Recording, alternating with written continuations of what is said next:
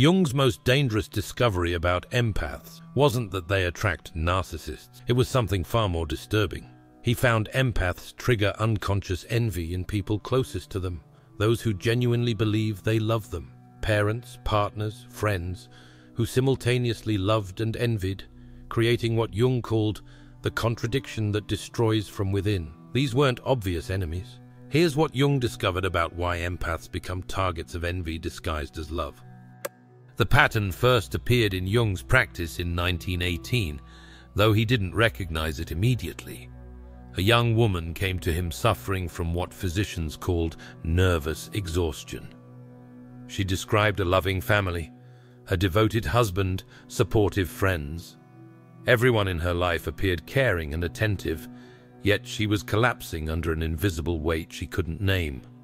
Jung spent weeks taking her history, expecting to find hidden abuse or obvious conflict. What he discovered was far more sinister. Her mother praised her constantly while subtly undermining every achievement. Her husband supported her dreams while creating circumstances that made them impossible to pursue. Her closest friend celebrated her successes while always adding a poisoned qualifier. Jung wrote in his case notes, "The patient is not being attacked by enemies. She is being slowly dismantled by people who insist they love her. The contradiction is driving her towards psychological collapse." This was Jung's first encounter with what he would spend decades trying to understand. Empaths don't just attract the wrong people. They trigger something primitive in people who genuinely care about them. Something these people don't even realize they're feeling. Jung called it the envy that wears love's mask.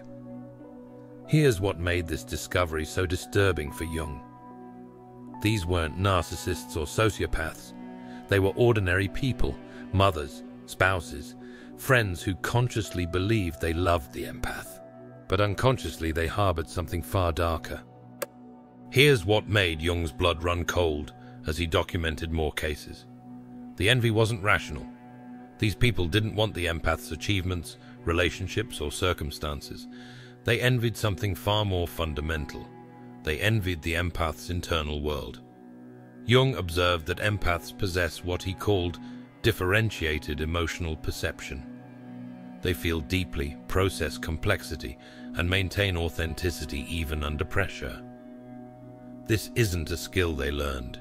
It's how they're structured psychologically.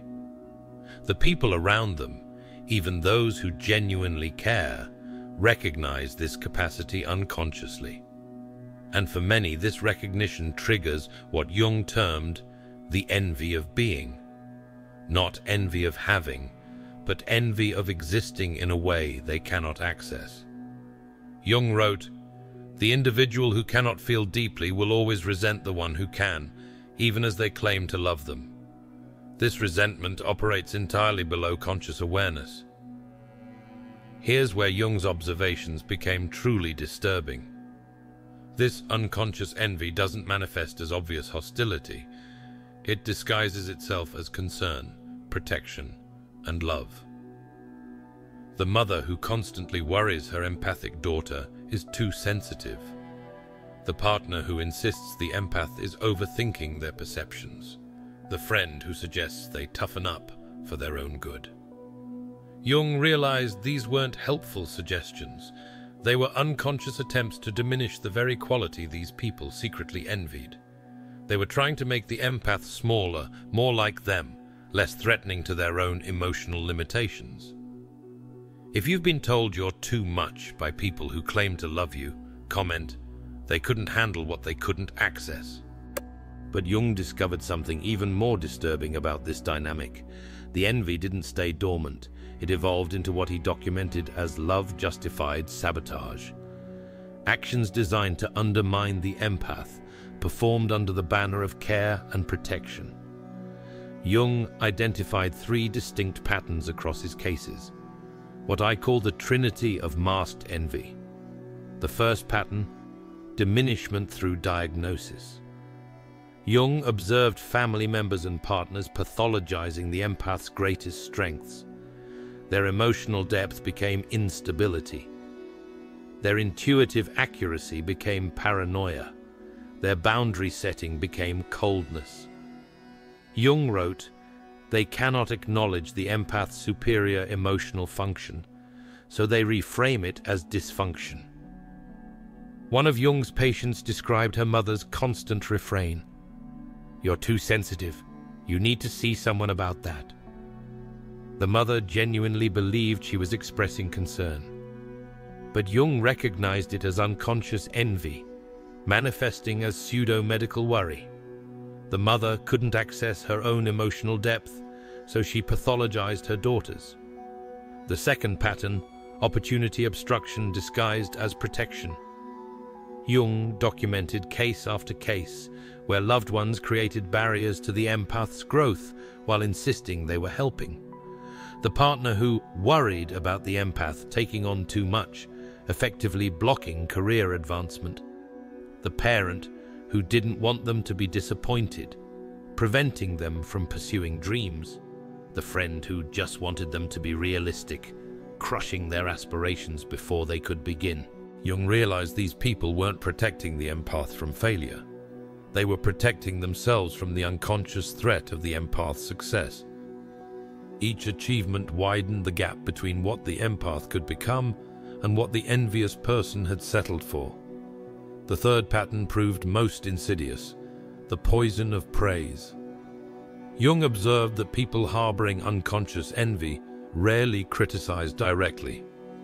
Instead, they praised with a hidden blade. "You're so talented. I could never do that," spoken with subtle resentment. "You're such a good person, better than the rest of us," creating isolation through pedestalization. "You handle everything so well," right before dumping more responsibility on them. Jung wrote, "The envious cannot bear to openly diminish what they secretly covet, so they elevate it in ways that create burden rather than support." Here's what truly terrified Jung about these patterns. The people exhibiting them had no conscious awareness of their envy. If confronted, they would be genuinely hurt and confused. They believed every word of love they spoke. The contradiction existed entirely in their unconscious, which made it nearly impossible for the empath to identify or address. Jung documented how empaths in these relationships experienced what he called the madness of the unnamed. They felt attacked, but couldn't point to obvious aggression. They sensed hostility, but were surrounded by declarations of love.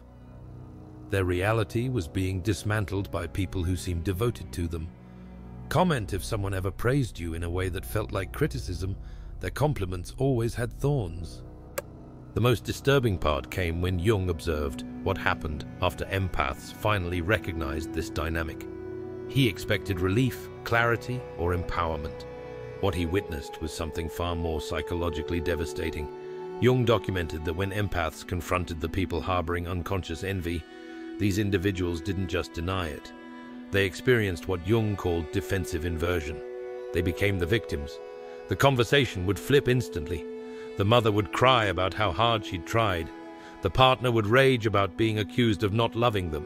The friend would weaponize their own pain to avoid examining their envy. Jung wrote in his private notes, "The unconsciously envious cannot tolerate being seen." When the empath holds up the mirror, they shatter it and claim the empath cut them with the glass. Here's what Jung realized that changed his entire approach to these cases. The empath couldn't win through confrontation. Speaking the truth about masked envy only drove it deeper underground, where it became more toxic and more destructive.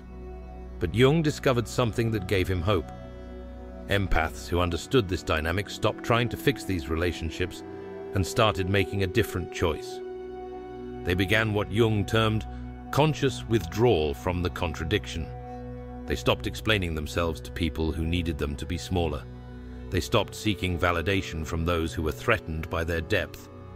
They stopped trying to make people understand what those people were psychologically incapable of acknowledging. Jung observed, "The integrated empath recognizes that some people cannot love what they envy.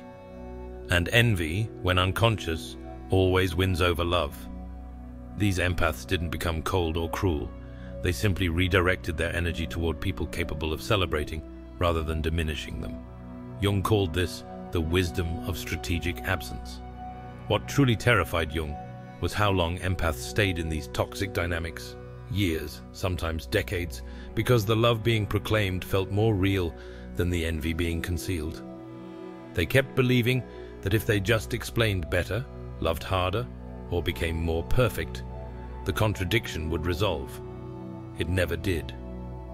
Jung's research proved that unconscious envy doesn't dissolve through the empath's effort.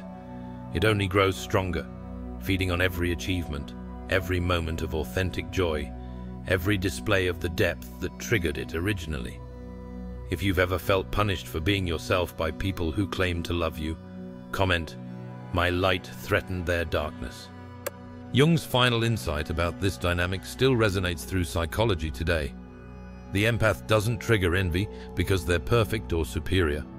They trigger it because they're authentic in a world full of people who've buried their own authenticity to survive.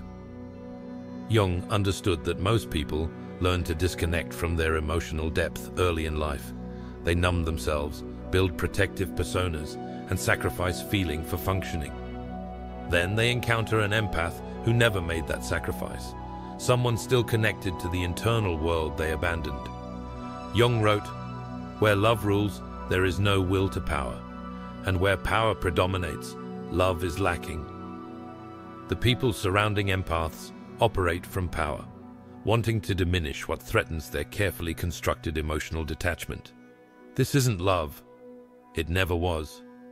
Remember where we started? Jung's discovery that empaths trigger envy in people who genuinely believe they love them, the contradiction that destroys from within. Jung's research revealed a truth that makes people uncomfortable. Some individuals cannot love what they secretly resent, and empaths, by simply existing authentically, become mirrors reflecting everything these people have lost in themselves. The empath's only path forward is accepting that not everyone who says they love you is capable of it. Some people need you diminished to feel comfortable. And staying small for their comfort isn't love, it's self-erasure. Jung spent decades documenting this pattern because he knew empaths needed to understand. You're not broken. You're not too much. You're simply reflecting back emotional capacities that others envy but cannot access. And that envy, dressed in love's clothing, will destroy you if you let it. If you've finally learned to walk away from love that feels like punishment, comment, "I choose people who celebrate, not tolerate."